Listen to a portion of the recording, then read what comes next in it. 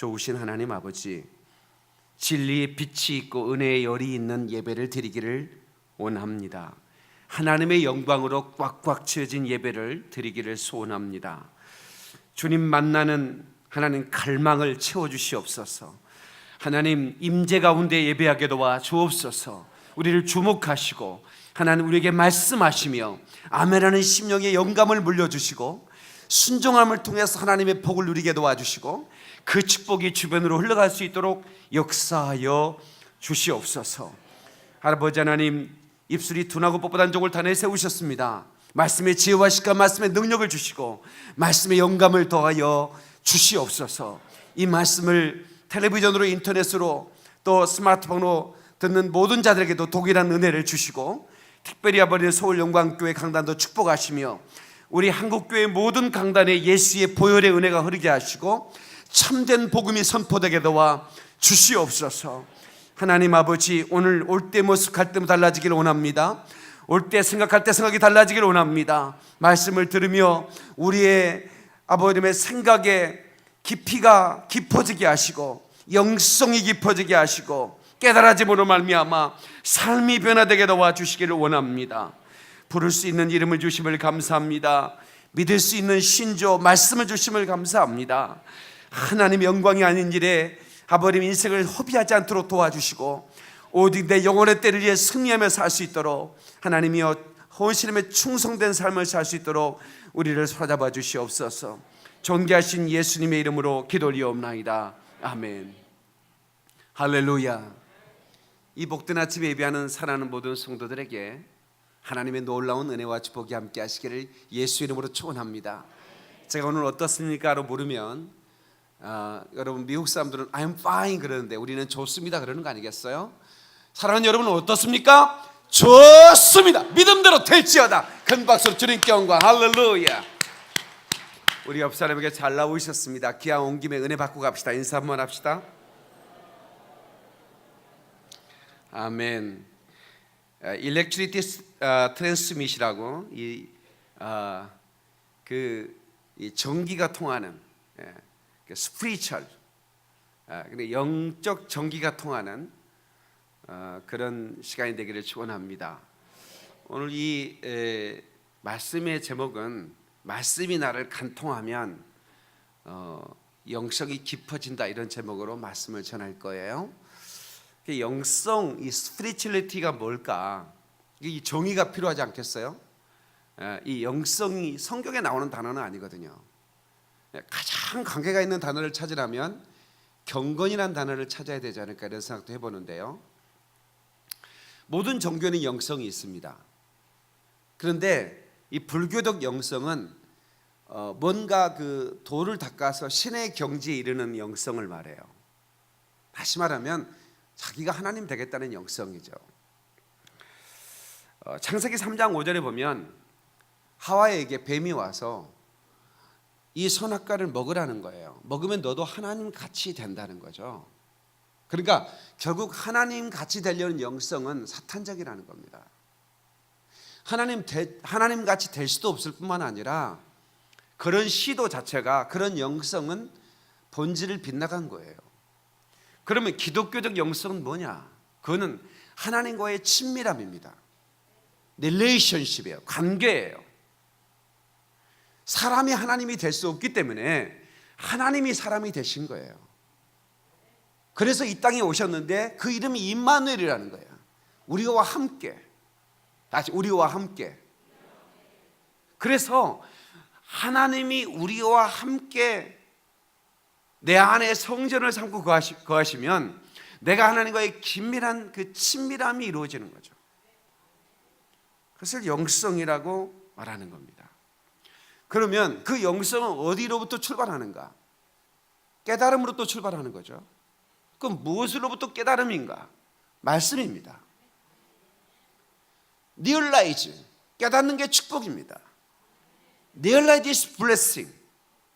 여러분, 우리는 돈 꽤나 벌었고 책 꽤나 읽었고 우리가 나이 꽤나 먹었지만 깨닫지 못하면 언제나 어린아이와 같은 거예요. 어리석은 삶을 살다 가는 거예요. 여러분, 세상의 지혜는 박사학위를 몇 개씩 가지고 있어도 그 영성에 도달할 수가 없어요. 왜? 하나님과의 관계가 안 되니까. 그래서 우리는 인생을 살면서 이 영성이 깊어지면 아주 인생이 너무 행복해지는 거예요. 환난을 피할 수가 없어요. 인생이라는 것은 늘 환난과 동행하는 거예요. 성경의 주제가 뭐예요? 성경에 3만 명 인물이 등장하는데 거의 대부분 환난을 만납니다. 에? 성경의 인물의 주제가 환난이에요. 어떤 인물이 환난을 만나지 않습니까? 전부 다 환난을 만납니다. 그런데 그 환난을 만난 사람들의 교과서는 뭐냐? 성경이에요. 말씀입니다. 그리고 스승이 누구냐? 성령님입니다. 아멘. 성령님이 우리의 스승이 되는 거예요.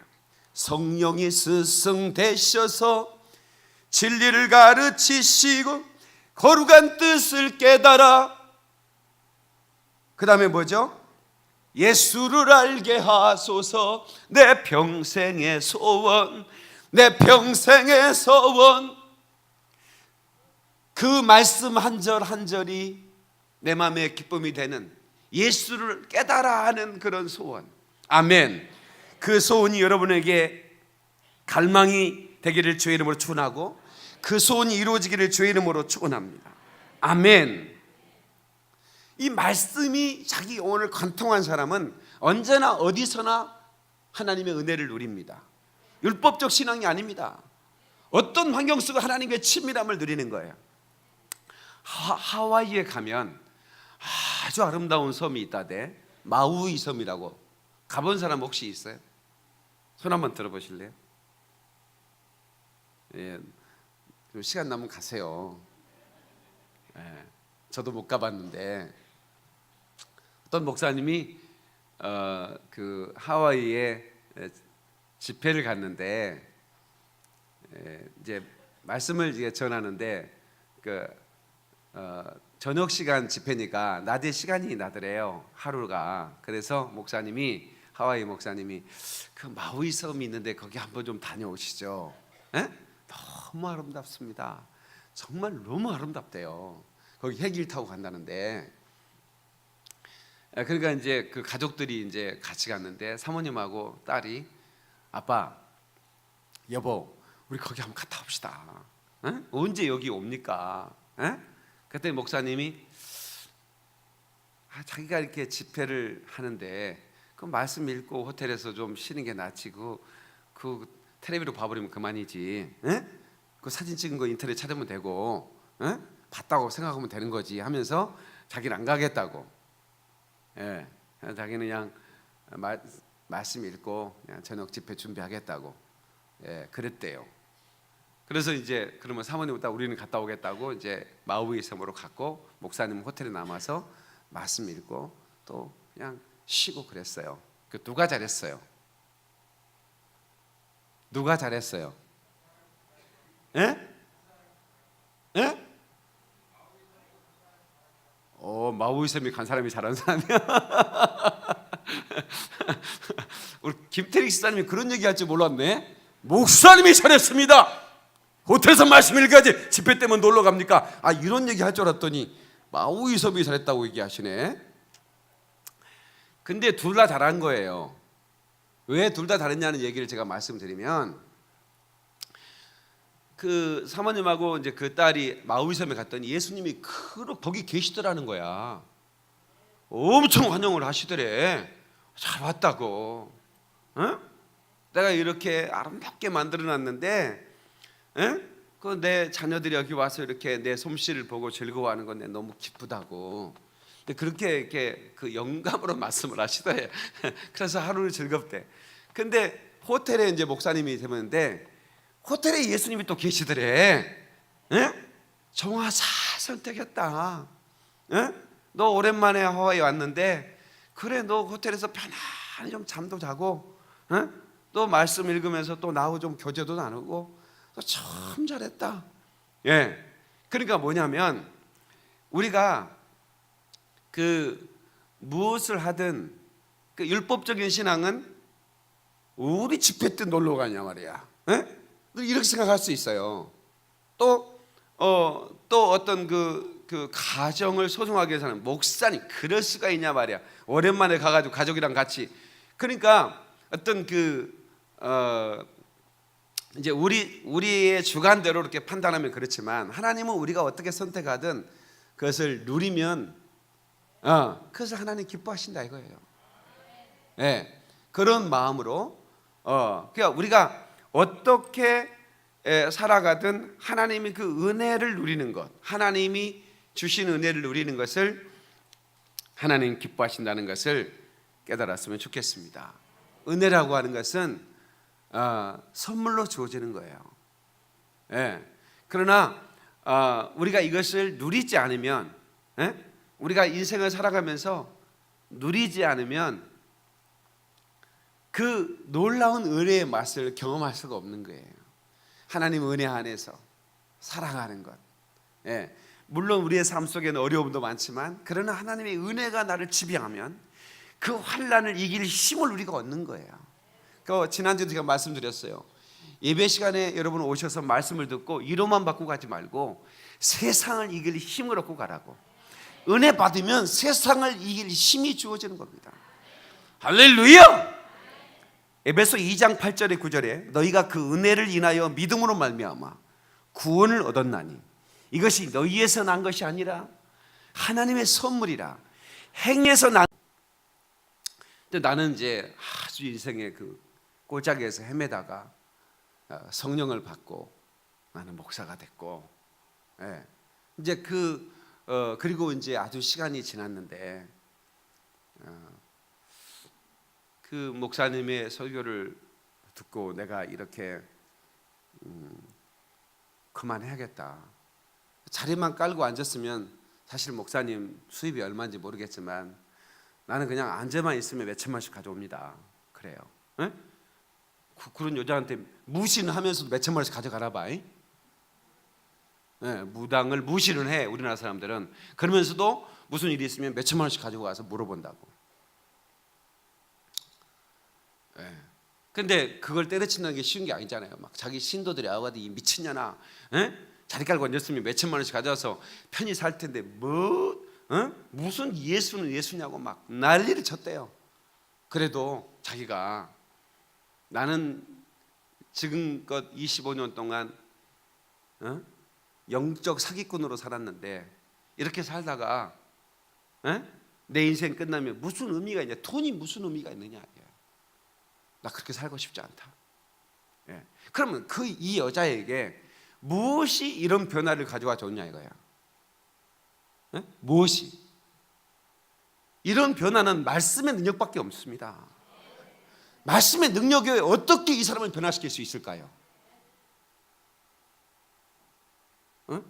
말씀의 능력 외에 이 무당이 자기의 하는 일을 때려치고 내가 새로운 삶을 살아야겠다라고 변화를 가져오는 것이 어떤 것이 그런 도전을 줄 수 있겠느냐고요.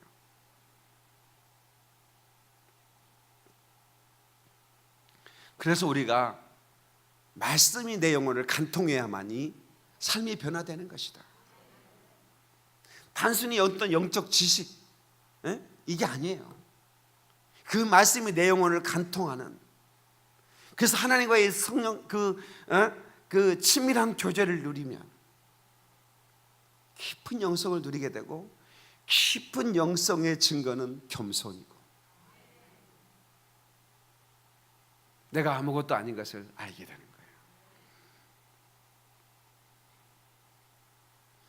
알았네, 나는 알았네, 잿빛 생활에 지쳤음을, 세상 쾌락을 찾아봤으나 고통뿐이었다네. 삶은 의미 없고 안식 없었네. 그러나 이제는 달라, 새 삶이 내게 임했네. 그 무당 언니의 고백 아니겠습니까? 잿빛 생활에 지쳐서 아무리 돈을 벌어도, 아무리 엄청난 재물을 손에 움켜줘도 고통뿐인 인생을 때려치고, 내가 예수 그리스도로 말미암은 은혜를 받자 보니까 새 삶이 내게 임한다 이 말이야.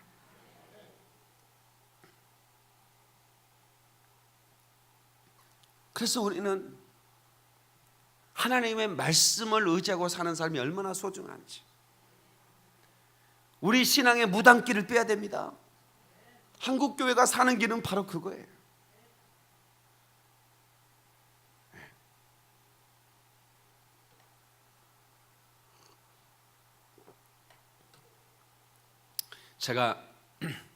이건 제가 체험인데 진리가 아니라고 늘 말씀드리죠. 꿈을 꿨는데 예수님께서 제게 오셨어요. 근데 제게 금목걸이를 하나 이렇게 채워주시는 거예요. 그리고 가셔요. 너무 신기하고 처음 있는 체험이라 이게 뭘까? 예수님이 금목걸이를 나한테 선물해 준, 이게 뭐지? 그래서 제가 이제 궁금해가지고 목사님한테, 목사님, 아니 이런 꿈을 꿨는데 다른 꿈 같으면 내가 그냥 무시하고 말았을 텐데 너무 신기해서 그게 무슨 뜻일까요? 그랬더니 잠언 읽어봐 이래요. 잠언을 읽어보래요. 그 잠언을 읽어봤더니 1장에 나와요. 9절에 이는 내 머리 아름다운 칸이요 내 목에 금사슬이니라. 골드 체인이라는 단어가 나오는 거예요. 목에 금사슬? 근데 거기 이제 성경 보면 간주가 나와 있어요. 연결된 성경이라고 하는 간주가 나오는데 창세기 41장 42절이 적혀 있더라고요. 연결해서 가봤어요. 가봤더니 요셉이 세마포를 입고 금사슬을 목에 걸고 총리가 됐더라, 이런 말씀이 나와요. 꿈 해몽을 한 다음에 또 연결 구절 간주가 있어요. 다니엘서 5장 29절 목에 금사슬을 목에 들이우고 셋째 치리자 총리가 되니라. 다니엘이 메네메네 데게 루바루신이라는 그 글자를 황제에 해석을 해준 다음에 총리가 되는 장면이 나옵니다. 금사슬. 그러니까 이제 한 사람은 꿈을 해석했고 한 사람은 누구도 해석할 수 없는 글씨를 해석하고 금사슬을 드리웠다. 근데 저는 저에게 이제 있을 수 없는 청년 시절의 체험이에요.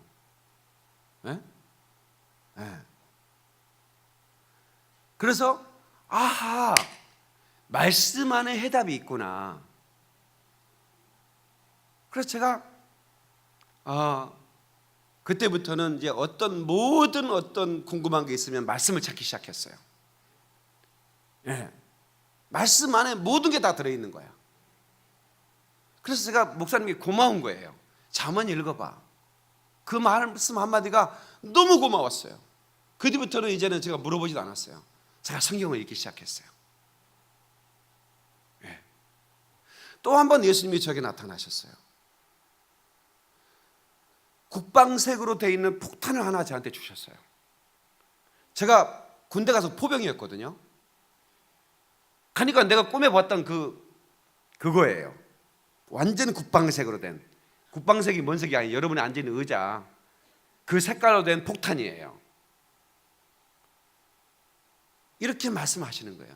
하나밖에 없는 건데 내가 너에게 준다. 그리고 가셨어요. 이제는 내가 이제 물어볼 필요가 없는 거죠. 왜냐하면 말씀을 찾아야 되겠다 싶었어요. 그거 하나 찾으려고 성경을 몇 독을 했어요. 없어요. 성경이 없어요. 녹색이 뭔 말인지도 모르겠고 폭탄이 뭔 말인지도 모르겠어요.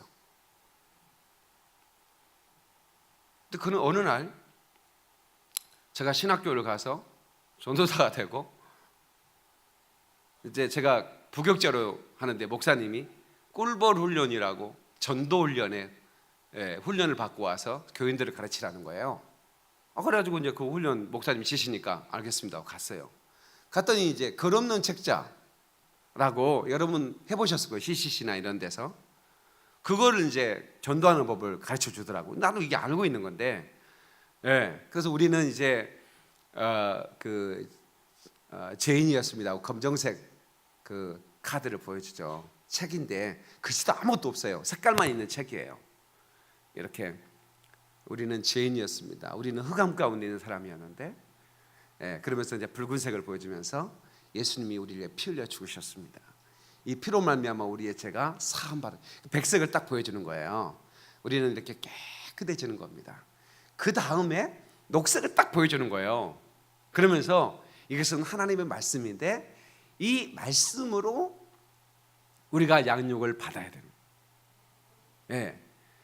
그래서 하나님의 자녀로 성장해야 되고, 그러다가 우리가 황금색을 딱 보여주면서 우리가 그 하나님의 자녀는, 말씀으로 양육받은 하나님의 자녀는 천국으로 인도하시는 겁니다. 그런 이제 글없는 책이에요. 그때 내가 너무 소스라치게 놀라가지고, 예, 그것은 말씀에 대한 폭탄이구나. 근데 이제 색깔은 알겠는데 폭탄은 뭐냐 했더니, 아니 헬라어 공부를 하는데 이 복음이라는 뜻은 두나미스라고 그러고, 두나미스는 폭탄이라는 뜻이라는 거야. 두나미스라는 단어는 다이나마이트라는 단어가 거기서 나왔대. 두나미스라는 단어에서 나왔다는 거야. 에? 그러니까 말씀은 곧 폭탄과 같은 거라. 너무 깜짝 놀랐어요. 그래서 제가 말씀하는 거예요. 저는 성령 사역하는 목사지만 말씀에 벗어나는 걸 절대로 용납할 수가 없어요.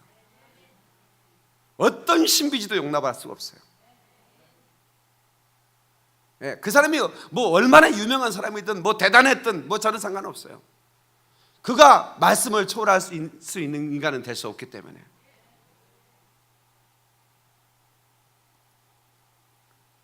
말씀 위에 서서 내 뜻 버리고 감정을 버리고 말씀에 서니 불완전한 믿음 완전해지고 내가 이제부터 주만 붙드네. 아멘. 오직 말씀만 의지하는 신앙이 되야 됩니다. 내가 이렇게 얘기하는데도 또 무당기가 들어가가지고 어디 가서 물어보고 그러지 마. 제발 부탁이에요. 궁금하면 말씀을 읽어. 큐티해. 나 지난주에 우리 청년들이 말씀을 읽는 릴레이를 하는데 너무 기뻤어요. 그래서 말씀을 읽는 소감들을 막 카톡에 올리고, 예. 어떤 그 여자 목사님이 그 간증하는데 제가 참 은혜가 되대. 자기는 늘 아침마다 큐티를 하는데, 보통 이사 가거나 여행 가면 큐티를 안 하지만 자기는 남편이 죽었는데 시신 앞에서 큐티를 했대요. 그러니까 진짜 이 큐티의 삶이, 그런데 너무나 정확하게 은혜를 주더라고요. 그 말씀이 얼마나 자기 남편이 구원받았다고 하는 것, 예? 자기 남편이 산부인과 의사였대요. 장로 아들이었는데 의사가 되니까, 산부인과 의사는 아시죠? 국가에서 그 과거에 얼마나 그 산하 제한을 강조했습니까? 그러니까 국가에서는 낙태를 불법이라고 하면서도 낙태를 강조하는 거야. 예? 그러니까 막 산부인과에서는 날마다 애를 죽이는 거야. 막 7, 8개월 된 애도 죽여버리는 거야. 그러니까 장로 아들인 자기가 이렇게 나쁜 죄를 지면서 어떻게 뻔뻔하게 예배를 드리느냐, 자기도 모르게 하나님을 떠나는 거예요. 그러니까 부인이 집에 들어오면 성경 읽고 있으면 성질이 나니까 막 성경을 찢어버리고 막, 예, 이렇게 핍박을 했대요. 그래서 마지막에 그 젊은 나이에 암으로 죽어가면서 의사가, 여보 내가 하나님 앞에 너무 몹쓸 짓을 했어. 그래서 내가 이 죄값을 받는 거야.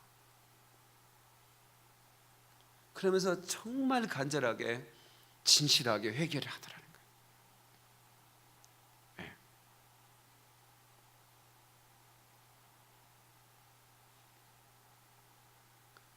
그리고 천국에 갔어요.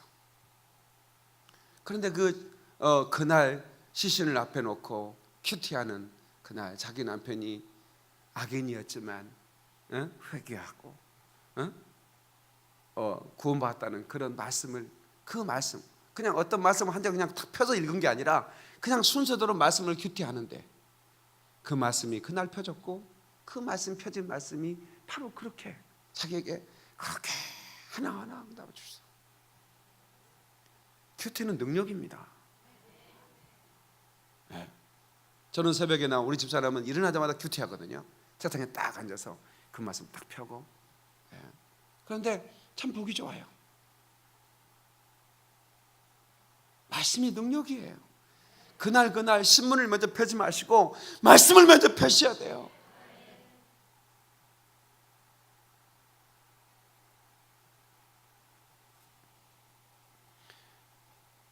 여러분, 말씀을 거부하지 마시고, 내가 잘못 살면 그 말씀이 두려운 거예요. 그러니까 쳐다보면 그 말씀이 나를 고발하기 때문에 내가 그 말씀을 보고 싶지 않은 거예요. 내 더러운 추한 모습, 내 교만한 모습,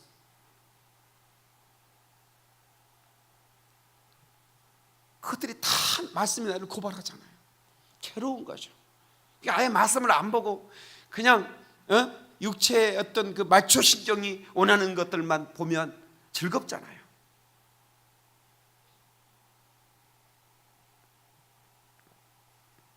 하나님 말씀하는데도, 내 안에서 늘 말씀하는데도 그 말씀을 듣지 않으면 하나님이 더 이상 말씀하지 않아요. 왜? 해도 소용이 없는데 왜 말씀하시겠어요? 근데 성경은 하나님 말씀하지 않는 것이 저주라는 거예요. 여러분, 그 성경의 시대에 암흑의 시대가 있었어요. 그 시대가 뭐냐면 세례 요한을 끝으로 말하지 않는 거예요. 예? 그 세례 요한 이전에 세례 요한을 오시기 전에 그 말라기를 끝으로 말하지 않은 거예요. 말씀하시지 않아요. 예? 그러다가 나중에 세례 요한을 보내잖아요. 나는 광야에 치는 소리다. 예? 말씀하지 않는 시대를 일컬어 흑암의 시대라고 그러는 거예요.